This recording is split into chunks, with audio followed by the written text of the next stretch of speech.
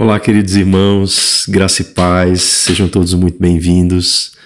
Você que está chegando agora aí, seja bem-vindo, seja bem-vinda, para que a gente possa aqui realizar mais uma vez juntos a mais uma leitura orante dos Salmos. Hoje a gente vai se voltar ao Salmo de número 41. Esse é um salmo que ele tem 13 versos e eu vou pedir essa licença para que a gente faça duas leituras. Combinado? Esse é um salmo que é atribuído a Davi e a gente tem algumas características nesse salmo que são muito interessantes, tá? Se você puder, como eu sempre digo, procure aí um lugar que seja um pouco mais tranquilo, que evite algum tipo de distração, para que essa leitura possa ser feita da maneira mais proveitosa possível por você, tá? Vamos fazer juntos a leitura? Tome aí sua Bíblia. Salmo de número 41. Na versão nossa, que é Almeida, Revista e Atualizada, ela diz o seguinte: a calúnia dos inimigos e o socorro de Deus. A calúnia dos inimigos e o socorro de Deus. Então vamos ver se esse título vem ou não vem a calhar, né? Só para informar que a gente vai fazer aqueles intervalos de silêncio. Então você que possa estar aí pela primeira vez acompanhando a leitura orante do Salmo, esses intervalos de silêncio eles são muito importantes para que a gente possa meditar naquilo que a gente está lendo, porque a intenção da leitura orante é exatamente essa, é da gente se apropriar da palavra de Deus que a gente está lendo para nós aprendermos a orar. Aprendermos a orar conforme aquilo que a própria palavra de Deus nos revela, tá? Vamos lá. Ao mestre de canto, Salmo de Davi. Bem-aventurado o que acode ao necessitado. O Senhor o livra no dia do mal. O Senhor o protege, preserva-lhe a vida e o faz feliz na terra. Não o entrega à discrição dos inimigos. O Senhor o assiste no leito da enfermidade, na doença. Tu lhe afofas a cama. Disse eu, compadece de mim, Senhor. Sara minha alma, porque pequei contra ti. Os meus inimigos falam mal de mim. Quando morrerá, e lhe perecerá o nome. Se algum deles vem me visitar, diz coisas vãs, amontoando no coração malícias. Em saindo, é disso que fala. De mim rosnam a todos os que me odeiam. Engendram males contra mim, dizendo, peste maligna deu nele, e caiu de cama, já não há de se levantar ou de levantar-se. Até o meu amigo íntimo, em que eu confiava, que comia do meu pão, levantou contra mim o calcanhar. Tu, porém, Senhor, compadece-te de mim, e levanta-me, para que eu lhes pague segundo merecem. Com isso, conheço que tu te agradas de mim, em não triunfar contra mim o meu inimigo. Quanto a mim, tu me sustens na minha integridade e me pões à tua presença para sempre. Bendito seja o Senhor Deus de Israel, da eternidade para a eternidade. Amém e amém.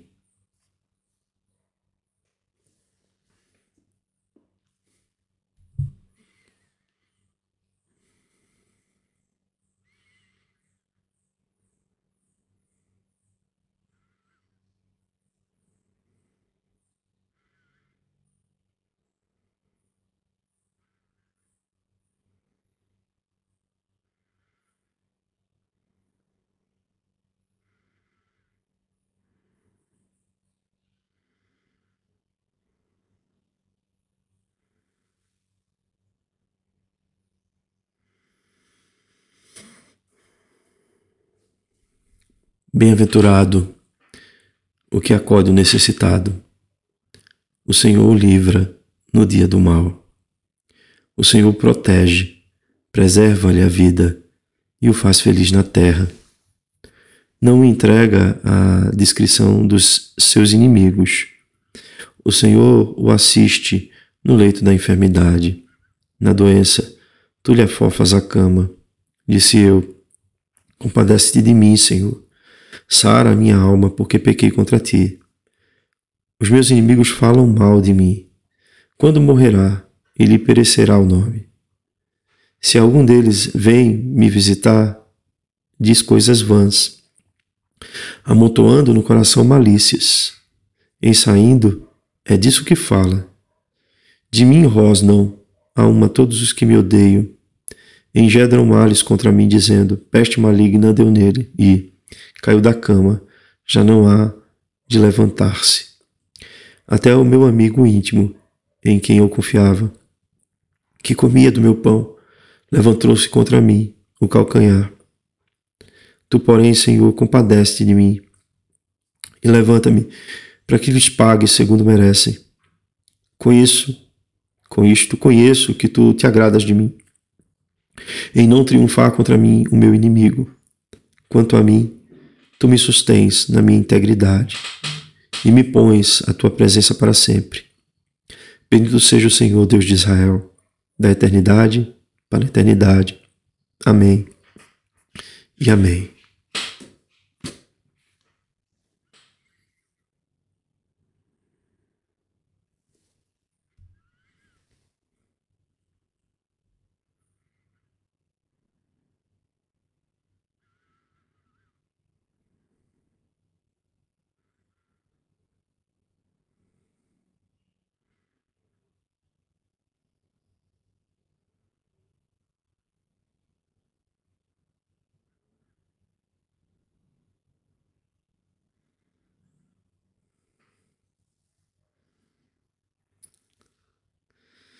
Vamos lá, amados irmãos. Estamos aqui diante de um salmo que é um salmo de Davi, é um salmo que muitos conceituam como sendo do gênero de lamentação individual, mas esse salmo ele tem uma importância também, que é uma importância para todo o livro dos salmos. Esse é o último salmo do primeiro livro. A gente já disse isso aqui, mas eu vou repetir que o livro dos Salmos não é apenas um livro, mas é um compêndio de 5 livros. E estes 5 livros, eles, pela tradição, estão ligados aos 5 primeiros livros da Bíblia, que são chamados de Pentateuco, ou Torá.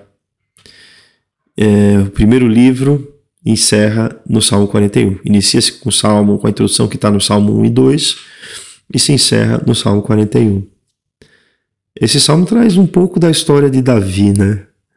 A gente já tem visto bastante sobre essa história de Davi, e as pessoas que interpretam esse salmo, elas interpretam como sendo no contexto histórico da perseguição de Absalão, filho de Davi. É um salmo que tem aí muita coisa interessante. Ele traz a palavra bem-aventurado, que é muito comum nos escritos de sabedoria, né? Ele traz oração de confissão, ele traz pedido de cura divina, né? No sentido de externar que Deus o assiste no momento em que ele está enfermo. Enfim, esse é um salmo que parece que resume bem um pouco daquilo que a gente já vem vendo até aqui. Então, assim, a minha perspectiva aqui, meus irmãos, vai ser de a gente fazer essa leitura respeitando essa estrutura desse salmo, sabe? O que a gente tem aí? Observe que do verso 1 ao verso 3, temos aí características daquele que é bem-aventurado, como aquele que se interessa pelos fracos, né? Pelos enfermos, pelos necessitados. E aí Davi está colocando-se nessa posição aí. Na segunda parte, a gente vai ter aí, do verso 4 ao verso 9, Davi mais uma vez se recordando dessa enfermidade, de uma enfermidade, que parece ser alguma enfermidade realmente muito importante que o acometeu. Então, temos essa característica também nesse salmo, dando-se importância a isso, né, na vida de Davi. Então, a essa realidade que Davi acabou tendo sobre si.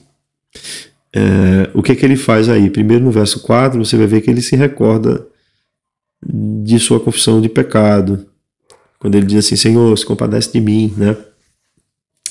Do verso 5 ao verso 9, ele se recorda que os inimigos o maltrataram bastante nesse período, se aproveitando dessa sua fragilidade física. Então, houve aí, da parte de Davi, pelo menos, uma sensação, uma percepção de que os inimigos se aproveitaram desse momento de fraqueza dele, né? E na última parte, que vai do 10 ao 12, a gente vê Davi recorrendo à graça de Deus. É interessante porque esse salmo encerra com aquilo que a gente chama de doxologia. O que é uma doxologia?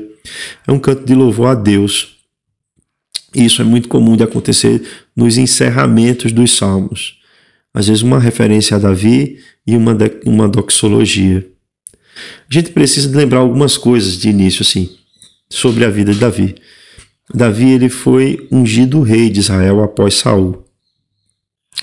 E a unção de rei de Israel, ela tinha algumas implicações. Uma dessas implicações é que era alguém que estava ali governando, trazendo ao povo o devido cuidado, proteção, mas também como um juiz, né? Como alguém que julgava as causas do povo. Isso é tão verdade que a gente tem aquele exemplo de Salomão, né? Das duas mulheres, que uma dormiu sobre o filho e acabou sufocando e trocou o filho. E as duas atribuíram ao filho vivo a maternidade. E Salomão vai lá, de forma muito sábia, faz uma colocação que a mãe verdadeira se revela, porque era comum ao rei julgar, dar a punição, aquilo que hoje se chama na justiça da dosimetria da pena, né? Dizer o que é que era preciso se fazer para cumprir essa pena. E é óbvio que Davi respeitava aquilo que estava na lei civil de Israel, que foi dada a Moisés por Deus. Então, a gente tem características aqui interessantes que depois a gente vai ter a oportunidade de expor mais a fundo. E o que é importante se saber? Que o Salmo de Davi é um salmo que encerra o primeiro livro, e o primeiro livro tem referência com o livro do Gênesis, da criação de Deus, né? De que Deus fez o homem para o louvor da sua glória, e das questões que envolveram o chamado de Deus, né? E as alianças do Senhor. Então, é natural que a gente tenha nesse salmo a expressão do nome de Deus como sendo o Deus da aliança. Isso vai estar presente, se você for verificar aí, nos versos 1, no verso 2, no verso 3. Então a gente vai encontrar no verso 10, no verso 13. Então a gente tem essa expressão de Deus como sendo o Deus da aliança, aquele que cultiva um relacionamento com Davi. E quando a gente lê esse salmo de início, que a gente tem essa expressão bem-aventurado, que acode ao necessitado, o Senhor o livra no dia do mal. É muito comum que a gente vá se observar assim como aquele que acode, né? Então, isso já é uma condição nossa, de a gente sempre se observar na perspectiva daquele que está fazendo o bem, né? E é óbvio que a gente tem de se observar também nessa dimensão daquele que faz isso, né? Que exercita a benevolência, que exercita a caridade com aqueles que são fracos, com aqueles que estão enfermos, etc. Mas se você observar bem aí, mesmo que Davi exponha que aquele que age dessa maneira é bem-aventurado, porque no próprio verso ele diz: o Senhor o livra no dia do mal. Então, assim, a bênção de Deus está exatamente no fato de que aquele que age com benevolência recebe também benevolência da parte de Deus. Mas a gente vai observar que no contexto geral do Salmo, Davi não está se vendo apenas como aquele que acode o necessitado, mas ele está se vendo como um necessitado, entendeu? E é sempre assim, a gente tem essa tendência a sempre se olhar do lado daquele que está fazendo o bem e não recebendo o bem. Não é? isso de alguma forma cria uma percepção de honra, de orgulho, enfim. E não há nada de errado nisso, a gente pode se observar assim, nessa perspectiva. Mas eu gostaria que a gente, nesse salmo, se observasse na perspectiva daquele que necessita do bem. Que necessita do bem, que necessita da benevolência alheia. Aquele que necessita da misericórdia de outrem. E isso, meus irmãos, é mexer com aquilo que é bem difícil de mexer dentro da gente, que é o nosso orgulho. Vamos falar a verdade? Não é assim? Às vezes, por orgulho, nós rejeitamos a bênção de Deus.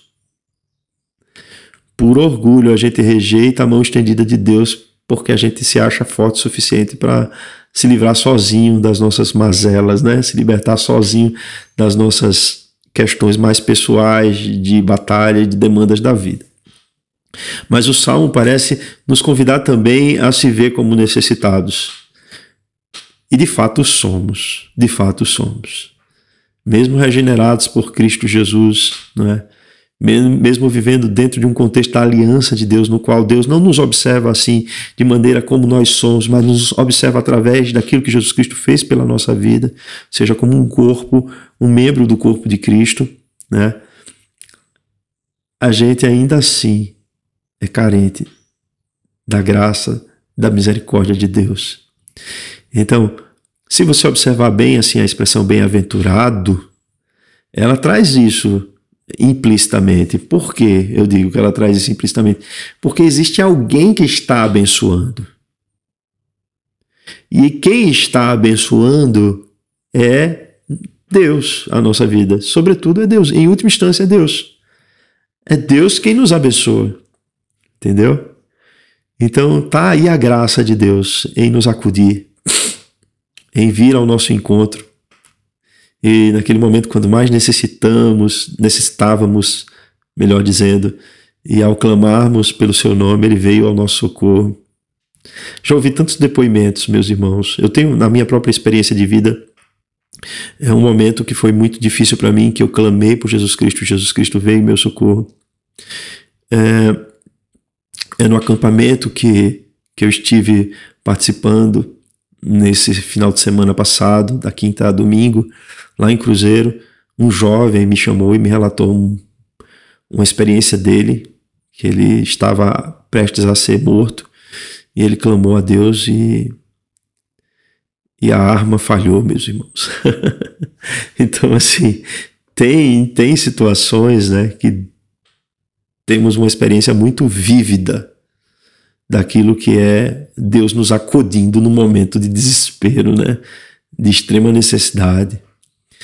Mas a gente não pode observar Deus só assim a partir desses momentos que são culminantes na nossa vida, ou momentos que são emergenciais do socorro. A gente tem que observar Deus como aquele que supre as necessidades diárias, todas as nossas necessidades. É aquele que nos dá todos os bens necessários para a manutenção da vida. A ponto de, no Pai Nosso, a gente ter isso, né? O pão de cada dia nos dai hoje. Por quê? Porque a gente precisa todos os dias. A gente necessita, a gente depende de Deus todos os dias. E Deus, no Pai Nosso, diz, Jesus ensinando ao Pai Nosso, diz que Deus nos livra do mal, né? E o salmista diz aqui, o Senhor o livra no dia do mal. Que Deus maravilhoso, não é? É esse Deus que nós servimos a Ele, por meio de Cristo Jesus. Mas ele continua dizendo, aí vai ampliando essa noção de como Deus nos ajuda, né? Ele nos livra do dia do mal, aí ele vai, é o que a gente chama de paralelismo progressivo.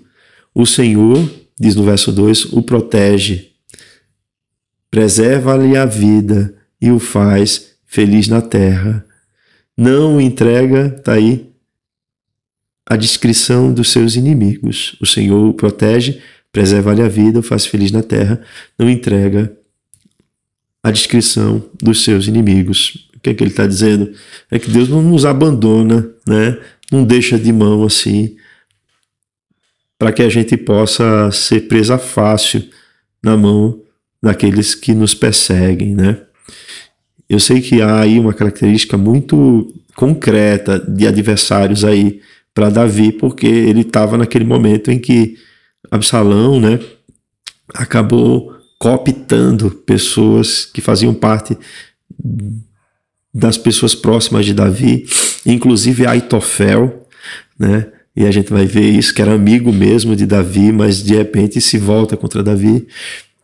É um contexto concreto que ele está falando aqui de inimigos, de adversários.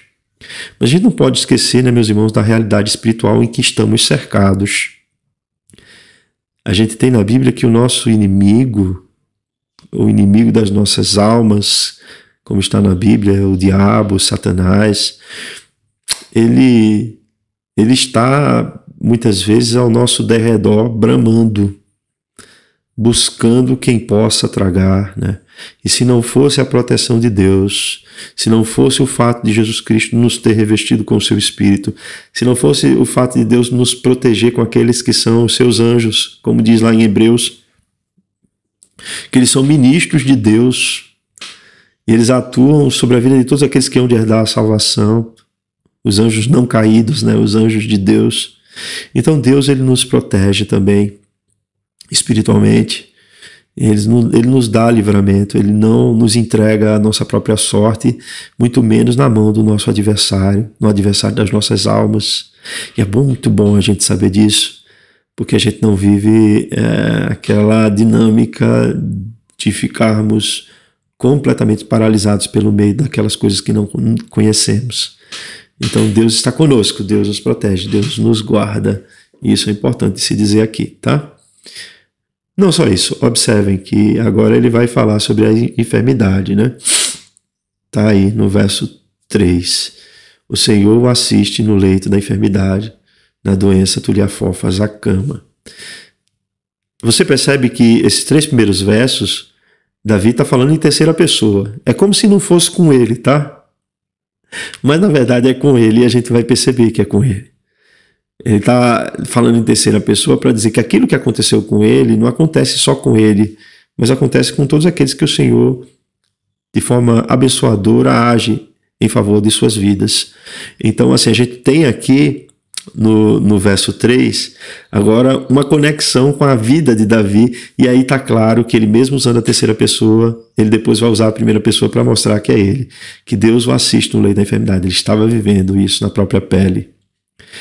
E ele afofa a cama. A ideia de afofar aqui é um pouco diferente daquilo que a gente imagina, sabe?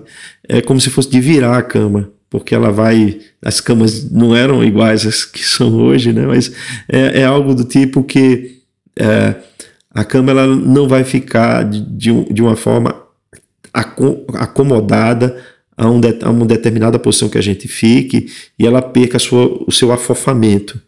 Sabe? Então, ao se virar, ao se mudar de posição, a cama ela vai novamente tendo a fofura para que a pessoa que está em enfermidade possa deitar e, no caso, o rei Davi possa repousar sem que aquilo ali provoque nele um desconforto. Então, é a ideia de que Deus ele se preocupa com os mínimos detalhes da nossa vida, né? Parece que você e eu, às vezes, assim, a gente tem uma noção de que Deus só está preocupado com grandes coisas assim que aconteçam conosco, que nas pequenas coisas ele deixa isso ao nosso ao nosso próprio agir, né? Mas não é bem assim. O que o salmista está dizendo aqui é que Deus ele se preocupa até com esses detalhes. Deus está se preocupando com você, viu, meu irmão? Viu, minha irmã? Com os detalhes, aquilo que você pensa que Deus não vai se preocupar com isso, ele se preocupa sim, ele cuida de você e ele está contigo. Eu aproveito assim esse momento que falo desse cuidado de Deus sobre a nossa vida para falar do nosso querido pastor Ronaldo Lindório, né? Que ele há pouco descobriu que ele está com câncer e que ele vai começar aí um tratamento. Ele já viveu muitas situações difíceis na vida, né, como missionário, já pegou várias vezes malária, enfim, mas está passando por mais um sofrimento, né, em relação à doença.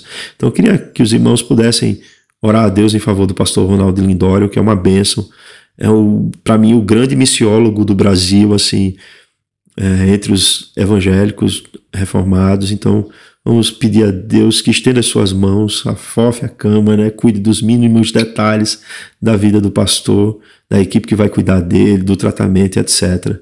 Deus esteja com ele. E aí a gente chega aqui no verso 4. E no verso 4 a gente tem aqui mais uma vez a confissão, uma confissão de Davi. Já falei isso outras vezes, né, em salmos anteriores, que ele sabia que essa enfermidade que ele estava vivendo de alguma maneira tinha conexão com o pecado, e ele viveu isso mais de uma vez, é que se pode dizer. E ele fala assim: compadece de mim, Senhor, sara a minha alma, porque pequei contra ti. Deus é aquele que nos perdoa. Deus é aquele que tem um relacionamento conosco. O Espírito Santo é aquele que nos convence, né? A gente tem a Trindade aí presente para compungir o nosso coração de arrependimento, porque o Espírito Santo age no nosso coração nos convencendo do pecado, da justiça e do juízo. E a ponte, a mediação, mesmo no Antigo Testamento, sempre foi do Messias, do Filho de Deus, mesmo que eles não tivessem essa clara noção como nós temos, né, com a revelação de Cristo. Mas Cristo já estava presente no sentido da palavra de Deus. Davi sabia que não era por ele mesmo que ele tinha esse relacionamento, mas porque existia no contexto do perdão, um animal que era sacrificado e que era por ele expiado o pecado do povo. O que traz uma clara noção de que o Messias, como Isaías 53 bem trouxe, né, ele seria como uma ovelha na mão dos seus tosqueadores, ele não abriria a boca, mas levaria sobre ele as nossas enfermidades, os nossos pecados. E Davi traz isso na confissão aqui: compadece de mim, Senhor, Deus da aliança, sara minha alma, porque pequei contra ti. O perdão, ele não é apenas um ato jurídico, ele é também de imputação da justiça de Deus sobre a nossa vida, né? Mas ele é um ato também terapêutico, curativo, purificador, entendeu? Em algum momento, assim, Davi vai falar nos Salmos que ele estava vivenciando uma situação de enfermidade e que aquilo era para ele como uma impureza, como purulento, né? Algo que provocava asco, né, em quem via e etc. E aqui ele pede perdão para a alma. E eu quero lembrar isso aos irmãos, né, que o perdão ele não é apenas o fato de recebermos a justiça que não é nossa, mas é de Cristo, porque foi imputado a ele o nosso pecado e ele imputou sobre nós a sua justiça. Mas o perdão é também algo terapêutico. Ele tira o peso da nossa alma, né? Ele nos cura, ele nos liberta da opressão, da culpa, do pecado. Então, rogar a Deus o perdão não é só uma questão técnica, teológica, como algumas pessoas pensam, mas é algo muito mais profundo do que isso. Isso tem implicações em todo o nosso ser, nas nossas emoções, né? Na nossa maneira de ver a vida. O perdão, ele é curador. E aí ele vai falar um pouco ele recorda sobre o que acontece em relação aos adversários, né? Como eles trataram a Davi. Observe aí no verso 5 que ele diz assim: os meus inimigos falam mal de mim. Quando morrerá e lhe perecerá o nome? Então, assim, é como se eles estivessem agourando a morte de Davi, esperando só o momento em que Davi venha a morrer. Isso daqui não é aquela pergunta inocente, não, como as pessoas pensam. Eita, será que ele vai morrer? O que está acontecendo? Que doença é essa? Não. Essa é o tipo de pergunta maliciosa. É a pergunta que queria que exatamente aquilo que se pergunta aconteça. Então, para os inimigos de Davi, o que eles mais gostariam que acontecesse é que Davi viesse a óbito, morresse. E a coisa era tão terrível de que alguns desses inimigos eram disfarçados de amigos, a gente vai entender isso. Então, assim, Eu tenho, às vezes, pacientes que eles passam por uma crise na vida, uma situação delicada, de ordem financeira, etc., e eles chegam a algumas conclusões que são muito interessantes. Teve um que disse para mim assim: Stanley, como foi importante a crise para eu saber realmente quem eram os meus amigos, né? Porque tinha muita gente que estava ao meu lado no momento das vacas gordas, mas quando eu vivenciei aquela situação, quando eu vivenciei aquela crise, quando veio isso sobre mim, eu pude perceber quem de fato era meu amigo. E aí tem uma característica, né? Veja só, diz que esses inimigos, alguns deles, no versículo 6, visitaram Davi. Veja só, se alguns deles vêm me visitar, esse se aqui não é que isso poderia acontecer, não, apenas não. Esse se aqui implica dizer que alguns chegaram a fazer isso. E se alguns deles vêm me visitar, ele não está dizendo assim, viessem me visitar, ele está dizendo, se alguns deles vêm me visitar, diz coisas vãs. Vem para colocar ainda mais Davi contra aquela situação que ele vivia, né? Amontoando no coração malícias, diz assim.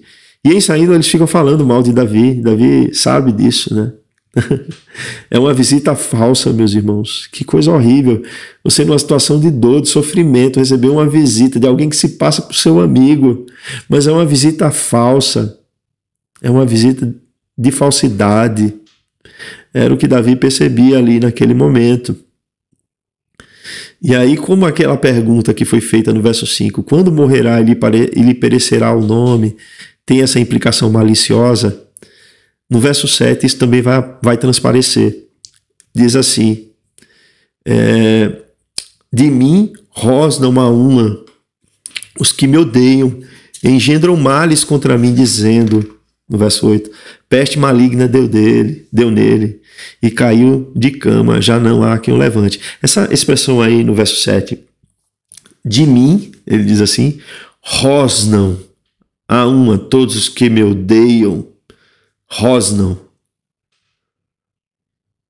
Essa expressão aí, rosnam, ela no hebraico é yatlahashu, yatlahashu, e ela quer dizer o seguinte, fazem encantamentos, é como se fossem feiticeiros que ficassem murmurando encantamentos, sabe? Quando é que ele vai morrer? Quando é que ele vai morrer? É alguma coisa assim desse gênero. E quando se fala rosnam aí, não dá um sentido mais profundo do termo, não. É porque os feiticeiros naquela época, eles tinham expressões que eles ficavam sibilando assim na boca, como se fosse soprando palavras balbuciadas, sabe? E Davi compara esses inimigos a feiticeiros que ficam fazendo encantamentos para que ele morra. É isso que está dizendo aí o Salmo, sabe? É por isso que é interessante a gente conhecer o original, né? O hebraico, para que a gente possa entender um pouco dessa dinâmica. Não é simplesmente rosnar como um cão raivoso de raiva para poder destruir Davi, não. Mas é de alguma maneira acreditar que as palavras da boca dele vão se materializar na vida de Davi de maneira que Davi sofra a morte. Ou seja, é uma tentativa de assassinato pelo poder da palavra. Feitiçaria é uma coisa desse gênero. Eu já disse isso para os irmãos. Feitiçaria é tão ruim nessa relação que existe com o espiritual, porque o feiticeiro, ele deseja manipular o espiritual em seu favor, ou em favor de alguém que lhe paga alguma coisa. Lembra de Balaão, né? Buscaram o Balaão lá para profetizar contra o povo de Deus, né? Para poder soltar encantamentos contra o povo de Deus, e isso não foi possível, porque Deus não permite que isso aconteça, porque o povo de Deus é bem-aventurado, é abençoado, e isso é debalde, isso não vai acontecer conosco. Qualquer tipo de feitiçaria, qualquer tipo de coisa não tem influência sobre a nossa vida, meus irmãos. A gente não deve viver desesperado, né, querendo saber quem fez feitiçaria pra gente, etc. Porque enfim, Deus nos protege, estamos debaixo da presença dele, e isso não pega em crente, tá? Então fiquem tranquilos. Mas o que Davi percebe é que eles engendram essas coisas, né?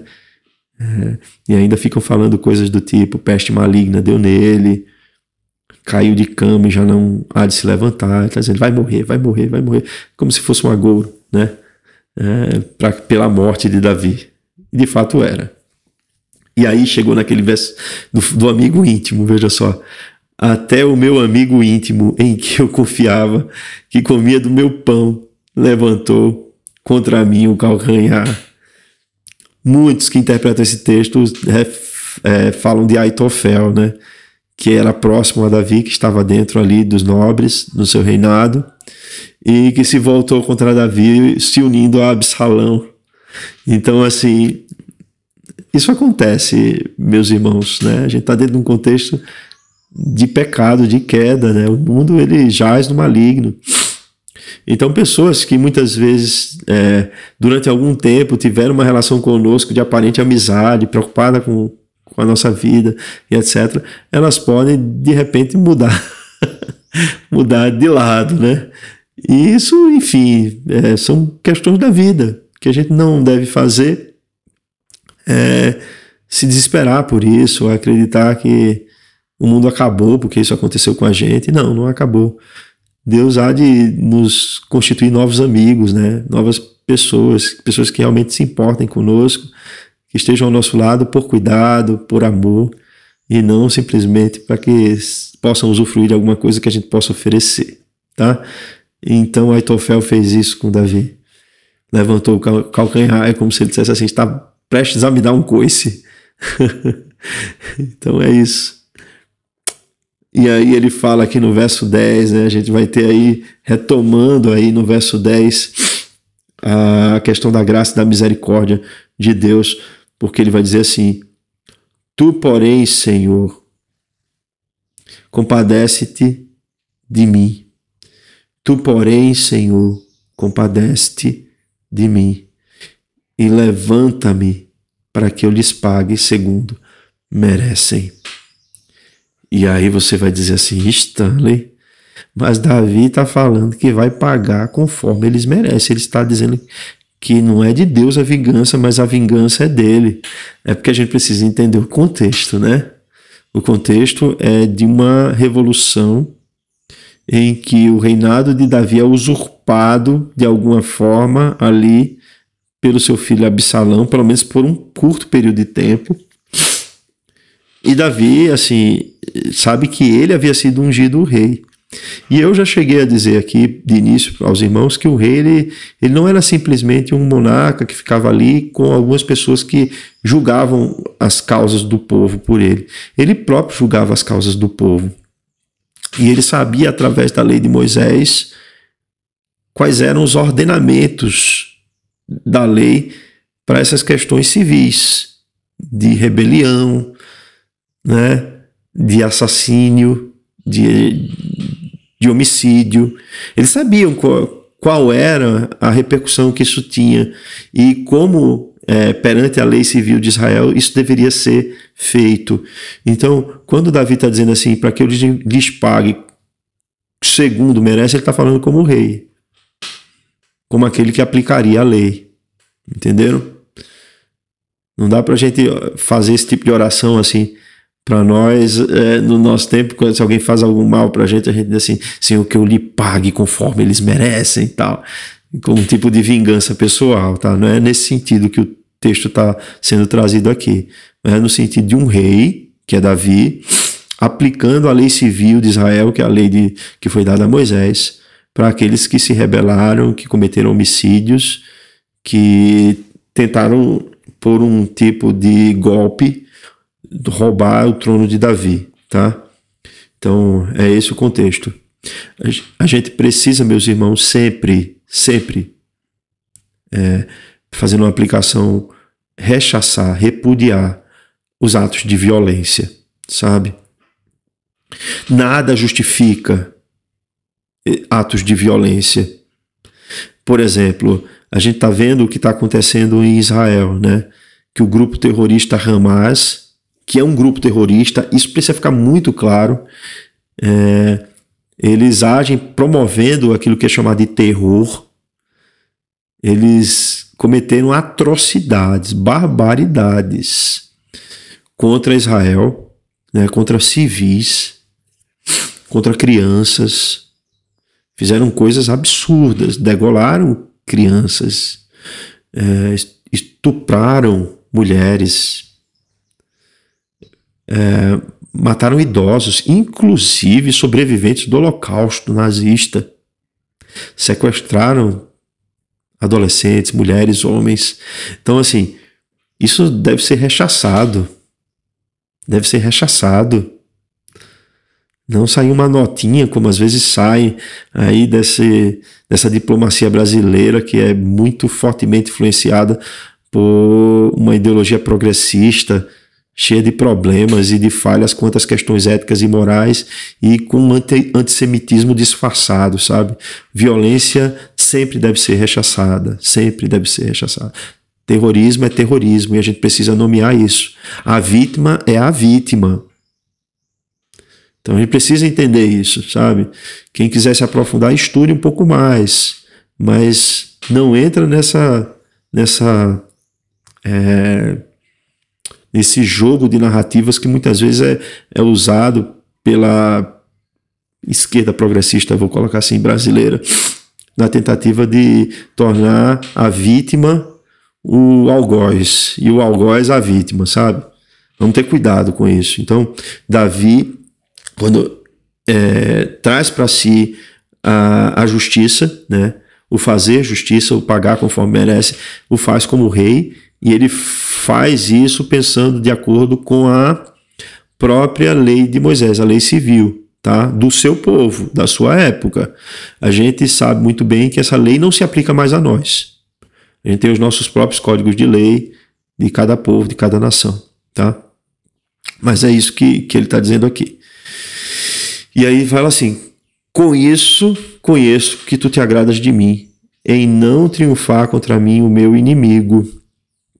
O que é que ele quer dizer aqui? O que é que Davi quer dizer aqui? Que no fim das contas, o inimigo não triunfará sobre os que têm um relacionamento com Deus, os eleitos, os justos. Os ímpios não triunfarão contra os justos. E aí tem situações que são muito complexas, né? Por exemplo, aquilo que aconteceu do martírio de cristãos